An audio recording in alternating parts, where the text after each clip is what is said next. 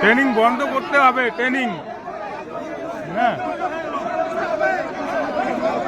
একজন মারা গেছে এখানে, আর এই ট্রেনিং ট্রেনিং খালি ট্রেনিং বন্ধ করতে হবে।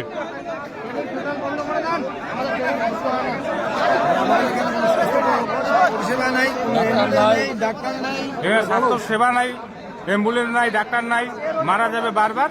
আর এই ট্রেনিং বন্ধ করতে হবে। না জলের ব্যবস্থা না আর কিছু আমাদের